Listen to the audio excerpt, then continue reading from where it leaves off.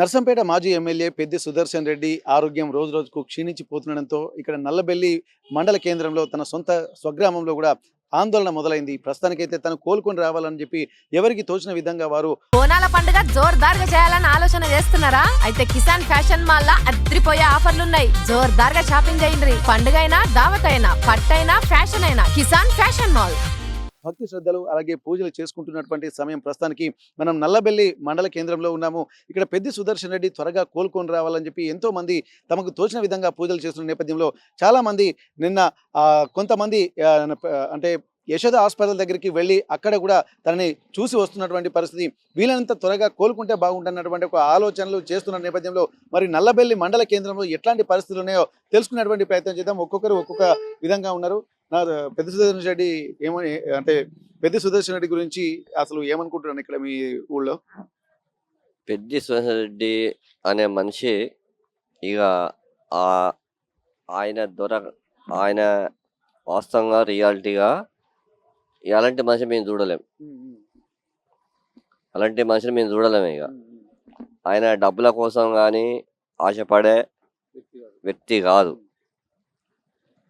మళ్ళీ తిరిగి రావాలని మేము నల్లబెల్లి మండలంలో విలేజ్ ప్లస్ మండలం మొత్తం నర్సంపేట నియోజకవర్గంలో చాలా పూజలు చేసినాం. ఆయన తిరిగి వస్తే అలాంటి దేవుడు మళ్ళీ పుట్టొచ్చినట్టే.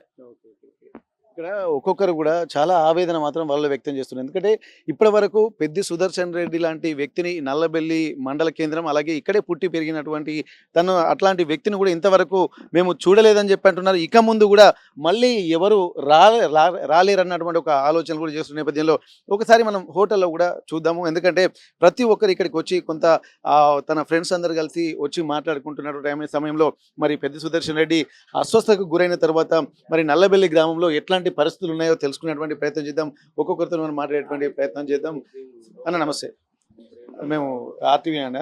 ఇప్పుడు పెద్ద సుదర్శన్ రెడ్డి కొంత అస్వస్థ గురైన తర్వాత యశోద హాస్పిటల్లో ఉన్నటువంటి పరిస్థితి మీకు తెలిసిందే. అంతా ఎప్పుడు వస్తే కోలుకొని వస్తే బాగుంటుంది అన్నటువంటి విధంగా అందరూ ఆలోచిస్తున్నారు. అసలు పెద్ద సుదర్శన్ రెడ్డి గారు త్వరగా రావాలని అందరూ అనుకుంటున్న సమయంలో మరి మీరు పెద్ద సుదర్శన్ గురించి రెండు విషయాలు ఏమైనా చెప్పగలుగుతారా? ఒక ఉద్యమ నాయకుడు, మంచి వర్కరు. కాకపోతే ఏంటంటే మనకైనా తొందరగా కోలుకోవడం మనకు అవసరం. అది అయితే ఏంటంటే స్టార్టింగ్లో 2001 నుంచి వెళ్ళి ఉద్యమం నుంచి ఉన్నాడు. మంచి యువకుడు. ఒకటి మన నర్సంపేట నియోజకవర్గాన్ని కూడా డెవలపింగ్ చేసిండు. ఒక జిల్లాకు ఉండవలసిన హాస్పిటల్, సూపర్ స్పెషాలిటీ హాస్పిటల్ కానీ, మెడికల్ కాలేజ్ కానీ ఇలాంటివన్నీ ఒక జిల్లాకు ఉండవలసినవన్నీ ఒక నియోజకవర్గాల్లో డెవలపింగ్ కార్యక్రమాలు చాలా బాగా చేసిండు. మరియు రోడ్లు అందరినీ కలుపుకోలు టైపు వ్యక్తి. అలాంటివి మనకు ఇక చెప్పుకుంటూ పోతే చాలా వరకు చేసిన ఉన్నది. పెద్ది సుదర్శన్ రెడ్డికి మిగిలిన నాయకులకు ఉన్న తేడా మీరు గమనించింది? ఎందుకంటే బీఆర్ఎస్లో మొదటి నుంచి ఉన్నటువంటి వ్యక్తిగా ఇప్పుడు సీఎం కేసీఆర్గా గతంలో మాజీ సీఎం ప్రస్తుతం ఉన్నటువంటి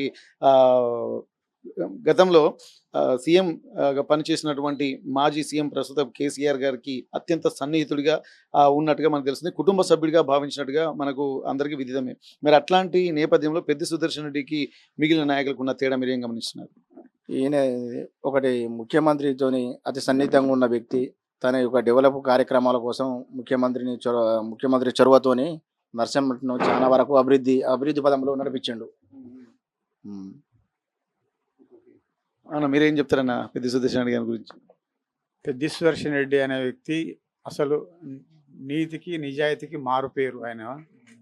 అందుకనే ఇప్పటి వరకు అంటే 2001 ఆయన టీఆర్ఎస్లో జాయిన్ అయినప్పటి నుంచి ఇప్పటి వరకు ఒక అందరికీ తలలో నాలుక లెక్క మెదులుకుంటూ నిజాయితీగా అంత మా నియోజకవర్గానికి బాగా డెవలప్ చేసిండు. అయితే ఉద్యమంలో కూడా ఆయనే సంపాదించుకోవాలంటే ఎన్నో కోట్లు సంపాదించుకున్నాం. కానీ ఒక రూపాయి కూడా ఎవరి దగ్గర ఆశించకుండా మేము కూడా ఆయనతో కలిసి పోరాటం చేసిన వాళ్ళమే. కానీ ఈరోజు ఆయనకు ఇట్లాంటి పరిస్థితి వచ్చిందంటే దాదాపు మా నియోజకవర్గమే కాదు ఉమ్మడి వరంగల్ జిల్లా కూడా శోక సముద్రంలో మునిగిపోయింది.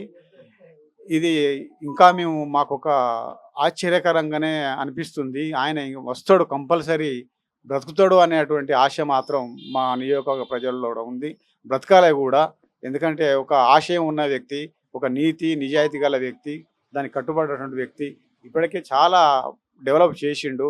ఇంకా చేయాల్సింది కూడా ఈ నియోజకవర్గానికి ఉంది.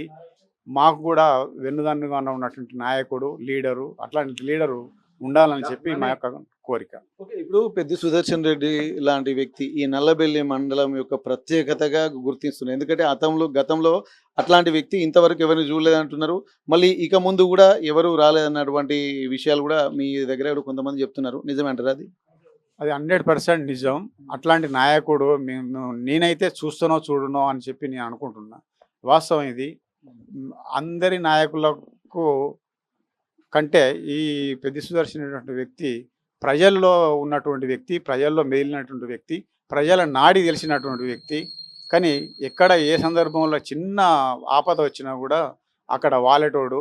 ఎంతమందికి సీఎం రిలీఫ్ ఫండ్లు ఇప్పించిండో, ఎంతమందికి ఎల్ఓసీలు ఇప్పించిండో, ఎంతమందికి కళ్యాణ లక్ష్మి ఇప్పించిండో, ఎంతమందిని హాస్పిటల్లో తన సొంత డబ్బులతోని ట్రీట్మెంట్ చేయించిండో తెలియనటువంటి పరిస్థితి ఉంది వాస్తవంగా.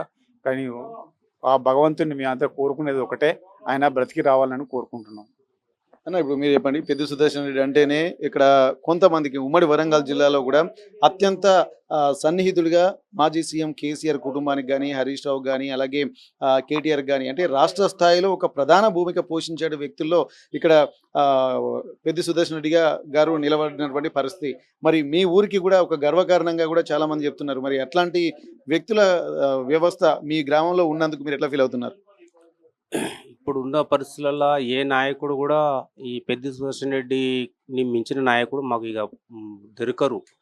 ఇలాంటి నాయకుడు మా నియోజకవర్గానికి ఉండడం మాకు ఒక గర్వకారణం. ఇలాంటి వ్యక్తి ప్రతి రైతుకు మోటార్లు, స్టార్టర్లు, రైతుకు సంబంధించిన ప్రతిదీ, పంటలు నష్టపోతే పంటలకు వాళ్ళకు పంట బీమా, రైతు పైసలు కానీ, కళ్యాణ లక్ష్మి కానీ, సర్వం రైతుల కోసం తాపత్రయపడి రైతులే నాకు వారధులు అని చెప్పి, వాళ్ళే నాకు తల్లిదండ్రులు అని చెప్పని ఆయన ఎన్నో సందర్భాలలో చెప్తూ ఆ రైతుల గురించి ప్రతి విషయంలో రైతుల కోసం ప్రతాపిస్తూ కాళేశ్వరం నీళ్లు నా నియోజకవర్గం రావాలని రామప్ప, లగడారం, పాకాల ఇలాంటి చెరువులు రింపుతూ రైతులను పంటలు సస్యశ్యామలం కావాలి, రైతులు బాగుపడాలి. అలాంటి వ్యక్తి ఇలా మాకు ఈ పరిస్థితిలో ఉన్నాడంటే ఈ నియోజకవర్గం చాలా మేము సుఖ సముద్రంలో ఉండి ఎటు తోచని పరిస్థితిలో ఆ సిచ్యువేషన్లో ఉన్నాం. భగవంతుని ఆశీర్వాదంతో ఆయన బతికి రావాలని ఎప్పుడైనా ఆయన వస్తాడు అనే ఆలోచనతో మేము అదే ధైర్యంతో ఉంటాను. ఆయన అలాంటి నాయకుడు మా నియోజకవర్గానికి ఇక దబ్బున ఒకవేళ మా చేతి నుంచి పోయి దూరమైనట్టు ఏదంటే అలాంటి నాయకుని మేము చూడలేము. అలాంటి నాయకుడు జీరో నుంచి ఇలా ఒక స్టేట్ ఫిగర్ అయినా ఒక నియోజకవర్గానికి కాదు 33 జిల్లాలలో అలాంటి నాయకుడిని ఇక మేము కోల్పోయినట్టే. ఒక ఉద్యమ నాయకుడు, ఉద్యమ పార్టీ జెండా పుట్టిన కానించాలి నిరంతరం ప్రజలే ఒక తెలంగాణ నినాదాన్ని చేతబూని ఇలా తెలంగాణ రాష్ట్రాన్ని సాధించడంలో ముఖ్య పాత్ర పోషించి ఆయన ఒక కళను సాకారం చేస్తూ ఇలా ఈ స్థితిలో ఉన్నాడు అంటే చాలా బాధేస్తుంది.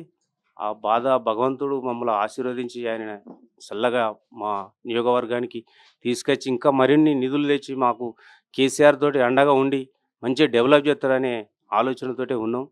ఇక అది అట్లా మా యొక్క ఆలోచన ఏంటంటే ఇక దేవుని దయాల రావాలని చూస్తాను. ఓకే. ఇప్పుడు ఒక్కొక్క నాయకుడు ఒక్కొక్క లక్ష్యంతో పనిచేస్తూ ఉంటారు. ఇప్పుడు పెద్ది సుదర్శన్ రెడ్డిలో ఉన్నటువంటి ప్రత్యేక లక్షణం మీకు తెలిసింది ఏముంది? అది ఆయన ప్రత్యేక లక్షణం ఏంటంటే ఆయనకు ఒకటే ఎజెండా. ఇప్పుడు ఆయనకి సొంతంగా సంపాదించుకోవాలి, నాకు ఆస్తులు కావాలి, నాకు ఇవి కావాలనేది లేదు. ప్రజలు బాగుపడాలి, ప్రజల కోసం నేను ఏం చేయాలి, వాళ్ళకి ఏం అవసరం ఉన్నది అని చెప్పి ప్రతిదీ ప్రజలకు ఏది కావాలని చెప్పని ఆలోచనే తప్ప ఆయన నేను సంపాదించుకోవాలి, నేను ఇది చేసుకోవాలి, అది చేసుకోవాలని ఎప్పుడు కూడా ఆయన అలాంటి ఆలోచన రాలేదు. అలాంటి ఆలోచన అయితే ఇంత స్టేట్ లెవెల్లో ఆయన అంత నాయకుడుగా ఎదగకపోవు. ఇలా కేసీఆర్కు అతి సన్నిహితుడుగా రెండో కొడుకుగా పిలవడతాడు అంటే ఆయన ఎంత నిర్భయంగా, ఎంత నిర్లక్ష్యంగా పనిచేస్తే అంత ఆ పేరు వచ్చింది. ఇలా అంతటి నాయకుడు ఈ తెలంగాణ సమాజానికే లేని లోటుగా ఏర్పడుతుంది. ఇప్పుడు ఎందరో నాయకులు ఉన్నారు, వాళ్ళు ఇవాళ ఈ పార్టీలు ఉంటారు, రేపు ఇంకో పార్టీ పోతారు, అటు వెళ్తే ఇటు అంటారు, ఇటు వెళ్తే అటు అంటారు. కానీ అట్లాంటి వ్యక్తి కాదు ఆయన. ఒకటే నినాదం, ఒకటే సిద్ధాంతం, ఒకటే కట్టుబాడి. అలాంటి నాయకులు ఈ ఈ రాష్ట్రానికి అవసరం. ఎందుకనంటే రేపు రాజకీయాలు ఉంటాయి, పోతాయి. కానీ ప్రజలకు మంచి కోరే నాయకుడు కావాలంటే మనకు ఎక్కడ దొరుకుతారు? అలాంటి నాయకులు లేరుగా. ఎప్పుడూ రాజకీయం, సంపాదన ఇలాంటి వ్యాపారస్తులు ఉన్నారు గానీ, ఇప్పుడు ఆయనకి ఏ వ్యాపారాలు లేవు, బిజినెస్‌లు లేవు. కాంట్రాక్టర్ కాదు. ఒక రైతు కుటుంబం నుంచి జీరో నుంచెళ్ళి హీరో దాకా ఇయాల అంత ఎదిగి ఇయాల అంత పేరు సంపాదించుకున్న వ్యక్తి మా నియోజకవర్గానికి, మా నల్లవెల్లి మండల్‌కు ఇంత పేరు, కీర్తిని తీసుకొచ్చిన నాయకుడుగా ఆయన మాకు ఎప్పుడు మా అందులోనే ఉండాలి, మాతోటి కలిసి ఉంటాడని చెప్పి కోరుకుంటూ ఓకే బ్రో. మీ పెద్ద సుదర్శన్ రెడ్డి ఇక్కడ చూసినట్టయితే జీరో నుండి ఎదిగినటువంటి నేతగా తను చెప్పుకుంటారు. ఎందుకంటే చాలా మంది ఇప్పుడు హనుమకొండ లాంటి ప్రాంతాల్లో కూడా తను కాలినడకన కూడా నడిచిన సందర్భాలు ఉన్నాయి. చేతిలో పేపర్ పట్టుకొని తను మామూలుగా ఒక సింపుల్ మ్యాన్గా కూడా ఒక కాలి బాటసార్లు ఎలా పోతారో ఒక హంగులు ఆర్భాటాలు లేకుండా వెళ్ళేటువంటి వ్యక్తిగా అని చెప్పి అంటున్నారు. అట్లాంటి వ్యక్తి ఇప్పుడు ఇంత రాష్ట్ర స్థాయిలో అంత ఫేమ్ పొందినప్పటికీ కూడా ఒక రాష్ట్ర ముఖ్యమంత్రి కుటుంబానికి సన్నిహితంగా ఉండి కూడా ఇప్పటి వరకు ఏమీ సంపాదించుకోలేదన్నటువంటి విషయాలు కూడా మనకు స్పష్టంగా తెలుస్తున్నది. మరి ఆయనను ఏది ఆ స్థాయిలోకి నిలబెట్టింది? ఆయనలో ఉన్నటువంటి స్పెషల్ లక్షణము ఏది ఆ ఒక స్థాయిలో అంటే జీరో నుండి హీరోగా నిలబెట్టింది రాష్ట్ర స్థాయిలో? ఆయన ప్రతి పని ఈ ఒక వ్యక్తిగా ఆయన సొంత స్వార్థానికి ఆలోచించలే. రైతులకు కష్టం వస్తే రైతుల కోసం ఆలోచించిండు. ఇంకా రైతు కూలీలకు సమస్య వస్తే రైతు కూలీల గురించి ఆలోచించిండు. ప్రజలకు ఏ సమస్య వచ్చినా ప్రజలేనా సమస్య, ప్రజలే పరిష్కారం. వాళ్ళకి ఏది కావాలి, వాళ్ళ కోసం ఈ గవర్నమెంట్లో లేకున్నా కూడా ప్రతిపక్షంగా ఉండి కూడా రైతులకు ఇది కావాలి, రైతులకు పంటలు పోయినాయి, ఆ రైతు బీమా తేవాలి, ఇట్లాంటి అవన్నీ ప్రజలలోకి తీసుకుపోయి ప్రజలను చైతన్యవంతం చేస్తూ ప్రజానాడిని దొరకబట్టుకొని ప్రజల కోసం ఆయన ప్రతిపాదిస్తూ అలాంటి వ్యవస్థలు ఆయన అట్లా అంచెలంచెలుగా ఎదుగుకుంటూ ఎదిలిపోయిన వ్యక్తి. ఆయన నిస్వార్థపరుడు. స్వార్థంగా పోతే ఆయన అంత స్టేటస్ ఆయనకు రాకపోయి కావచ్చు. ఆయనకి ఏ మార్కు ఇంతవరకు ఆయనకు చింతెత్తు మార్కు తెలియకుండా ఎదిగిన వ్యక్తి ఈయన మన స్టేట్లో ఈ పెద్ద సుదర్శన్ రెడ్డి తప్ప ఇక అలాంటి వ్యక్తి ఇక మాకు రాడు అని మేము అనుకుంటున్నాం. అలాంటి వ్యక్తి ఇలా సాధారణ కుటుంబం నుంచి వెళ్ళిపోయిన వ్యక్తి అయినా ఒక కోట్లుండి లక్షలుండి పోయింది కాదు. ప్రజలు ఎప్పుడైతే ప్రజల మధ్యలో ఉంటాడో ప్రజలే ప్రజానాయకుడిని ఎంచుకుంటారు.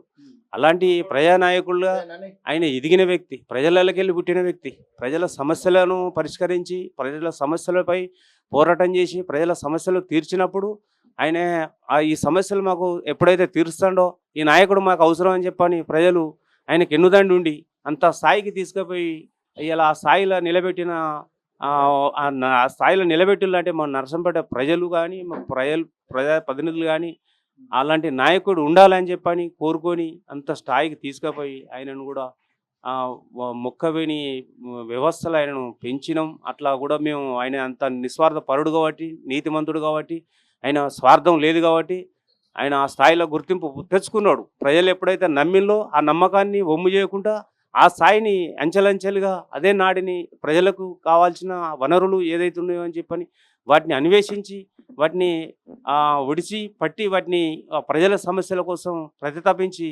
గోదావరి నీళ్లు సైతం కేసీఆర్ తోటి కొట్లాడి నా ప్రాంత ప్రజలు ఇక్కడ నీళ్లు లేకపోతే పంటలు పోతాయి, మాకు ఆ నీరే ఆధారం కాబట్టి నేను రైతు కుటుంబం నుంచి వచ్చిన రైతులకు ఇది కావాలి అని చెప్పని కొట్లాడి ఆ నీళ్లు తెచ్చి ఇలా గోదావరి నీళ్లు తెచ్చి నల్లవెల్లి మండలం నర్సంపేట నియోజకవర్గాన్ని సస్యశ్యామలం చేసి 2 పంటలకు నీళ్ళు ఇచ్చి గోదావరి నీళ్ళు ఇచ్చి.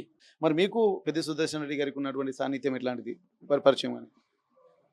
మాకు పెద్ద సుదర్శన్ రెడ్డి గారికి ఫస్ట్ ఆయన రాజకీయంలోకి వచ్చే ముందు బ్లాక్ కాంగ్రెస్ అధ్యక్షునిగా మండల అధ్యక్షునిగా ఎన్నుకోబడ్డాడు. మేమే అందరం యూత్, అప్పుడు నేను యూత్, ఆ యూత్ అంతా కలిసి మండలంలో ఒక నాయకుడు ఉండాలి. ఈడ పార్టీ అంటే అప్పుడు సిపిఎం పార్టీ, ఎంసీపీ పార్టీ, ఒక కాంగ్రెస్ పార్టీ ఉండే. ఈ కాంగ్రెస్ పార్టీ ఉన్నది కానీ అంతంత మాత్రం ఉండే. దీన్ని ఇప్పుడు ఇక్కడ సిపిఎం, ఎంసీపీ బాగా ఎంసీపీ పార్టీ ప్రభావం ఉండేది మాకాడ. అప్పుడు మేముగా ఎదిగి ఇదంతా ఎప్పుడు ఇది ఒక 30 సంవత్సరాల నుంచి ఇదే పార్టీ ఉంటుంది, దీన్ని మనం ఎట్లా అని చెప్పని ఒక ఆలోచనతోటి అప్పుడు ఆర్ సురేందర్ రెడ్డి వచ్చి ఆయన అప్పుడు ఆర్గనైజేషన్ చేస్తాడు మాకు. ఆయన ఏం చేసిండు, యూత్నంతా మమ్మల్ని పిలిచి ఇక్కడ నల్లవెల్లి మండలంలో మీటింగ్ పెట్టి యూత్ కాంగ్రెస్ బ్లాక్ కాంగ్రెస్ అధ్యక్షుని సుదర్శన్ రెడ్డిని ఎన్నుకోవడం జరిగింది. అక్కడ ఆయన జీవిత ప్రస్థానం మొదలైంది. ఇక అట్లా అంచెలంచెలుగా ఇప్పుడు 30 సంవత్సరాల స్నేహబంధం మాది. నాకు అప్పుడు 20 సంవత్సరాలు, ఇప్పుడు 50 సంవత్సరాలు. నేను 30 ఏళ్ళ నుంచెల్లి ఆయనతోటే ఎన్నుదండి ఉండి చివరి వరకు కూడా ఇప్పుడు ఆయనతోటే ఉన్నాం మేము.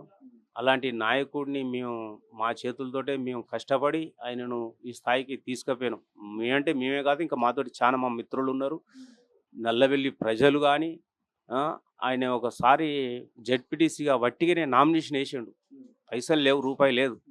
ఏం చేయాలనే పరిస్థితులలో జనాలను మనకి నాయకుడు అవసరం అని చెప్పని ప్రతి ఊరు ప్రతి పల్లె తిరిగి ఆయనను ఇలాంటి నాయకుడు కూడా జనాలు కావాలని కోరుకొని అప్పుడు లక్షలు పెట్టి ఓడిపోయిన వ్యక్తి మీద రూపాయి లేకుండా గెలిచిండు జెడ్పీటీసీగా. అట్లా గెలిచి ఇలా అంచెలంచెలుగా ఎదిగి ఇలా ఆయన ఆ స్టేజ్ సంపాదించుకున్నాడు. ఆ గౌరవం మా నల్లవెల్లి మండలకు దక్కింది, ఈ నియోజకవర్గానికి దక్కింది. ఆయన బతికి వస్తాడు అని, ఇంకా అలాంటి సేవలు ఇంకా ఈ జిల్లాలకే కాదు, ఈ యొక్క తెలంగాణ రాష్ట్రానికి ఎన్నో పని చేసి పెడతాడని చెప్పని ఆశిస్తూ